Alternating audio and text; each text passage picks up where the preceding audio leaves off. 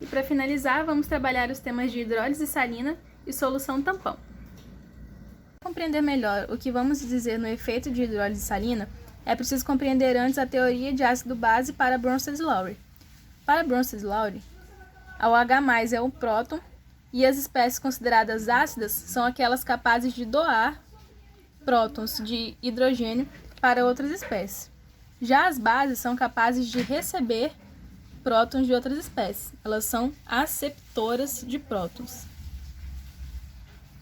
E esse é um pequeno esquema para lembrarmos qual espécie é ácida e qual espécie é básica para Bronsted-Lowry. Ácidos são doadores de prótons H+, e bases são receptores, são aceptores de prótons H+. A hidrólise salina é a reação entre um ácido conjugado forte e uma base conjugada forte, com a água, que produz alterações no pH do meio devido à produção de íons H+ e ou OH-, respectivamente. Para compreender melhor o efeito da hidrólise salina, vamos estudar aqui 4 casos. O primeiro deles é quando nós temos um sal formado por um ácido conjugado fraco e uma base conjugada forte. Vamos partir da reação entre a base forte, hidróxido de potássio, e o ácido fraco, ácido cianídrico, e que forma o sal cianeto de potássio e água. A partir da dissociação da base e do ácido, vamos entender primeiro esse conceito de par conjugado. A base hidróxido de potássio é uma base forte, então ela forma a sua base conjugada, que é o íon OH-,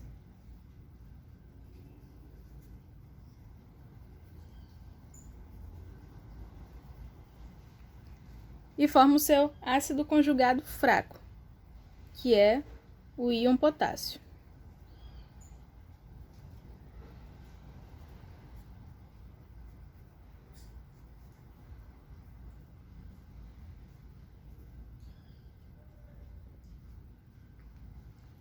O mesmo vale para o ácido cianídrico, que é um ácido fraco.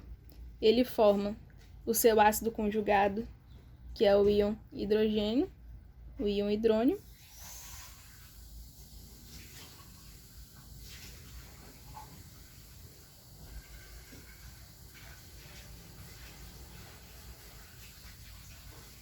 e a sua base conjugada forte, que é o íon cianeto.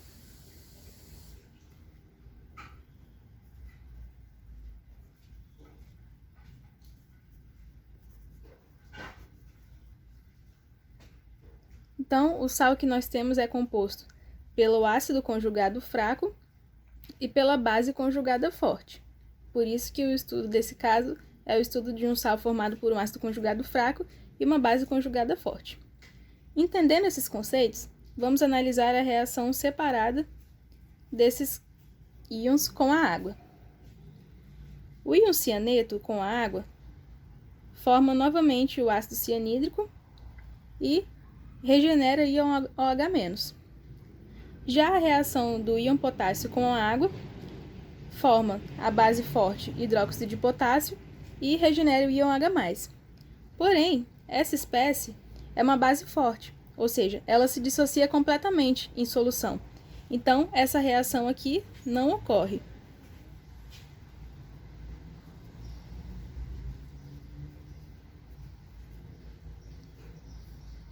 Essa reação não ocorre pois temos uma base forte, que prefere ficar totalmente dissociada em solução. Ao contrário da reação de cima, do íon cianeto, que prefere formar o ácido cianídrico novamente e assim regenera os íons OH-. Isso explica o porquê essa solução apresentará pH básico. Porque na reação o efeito de hidrólise faz com que sejam formados íons OH-.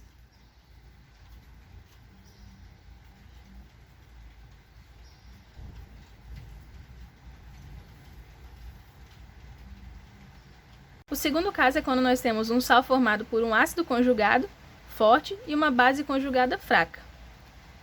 Partindo do mesmo princípio, vamos estudar essa reação com a base fraca, hidróxido de amônio, e o ácido forte, ácido clorídrico, que origina o sal cloreto de amônio e água.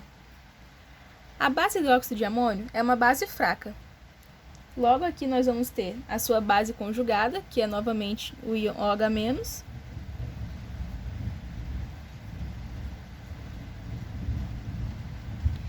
e o seu ácido conjugado forte, que é o cátion amônio.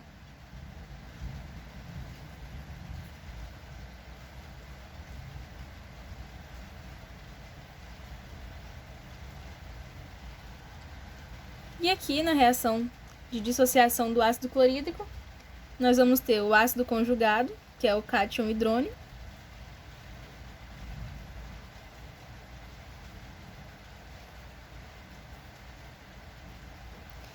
e a base conjugada fraca, que é o íon cloreto.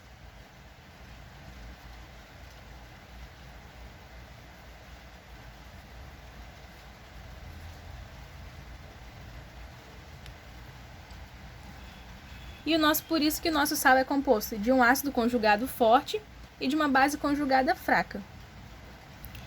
E aqui nós temos a reação de dissociação do sal cloreto de amônio.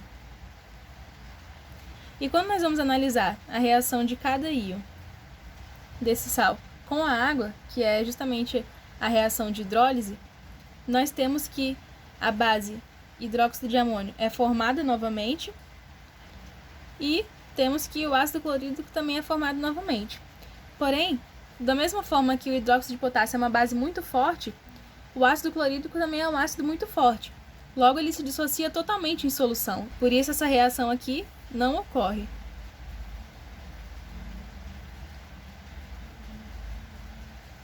Assim, o pH da solução formada de um sal formado por um ácido conjugado forte e uma base conjugada fraca é um pH ácido, pois ocorre a formação de íons H+.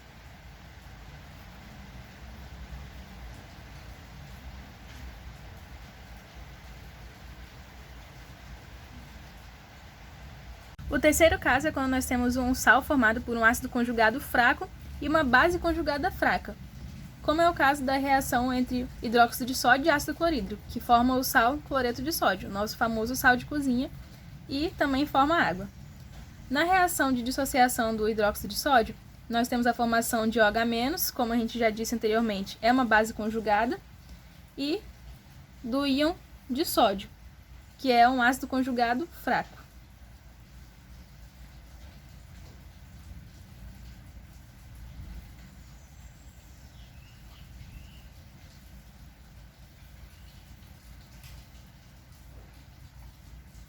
O mesmo para o ácido clorídrico, onde nós temos a dissociação do ácido clorídrico formando íons H+, que são o ácido conjugado, e íons cloreto, que são bases conjugadas fracas.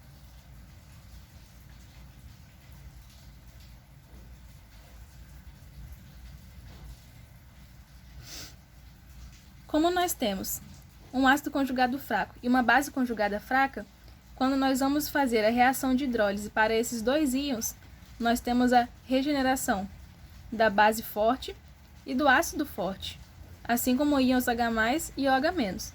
Porém, essas reações não ocorrem, pois, como já mencionamos anteriormente, bases fortes e ácidos fortes preferem se dissociar completamente em solução, ou seja, o pH dessa solução tende a ser o mais próximo do neutro, pois não ocorre efeito de hidrólise.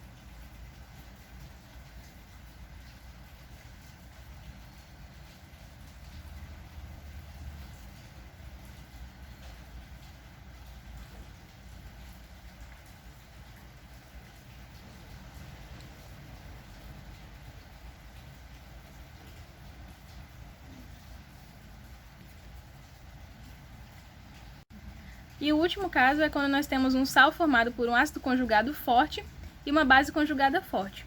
Como nós vimos nos exemplos anteriores, cátion amônio e cianeto aqui são, respectivamente, um ácido conjugado forte e uma base conjugada forte.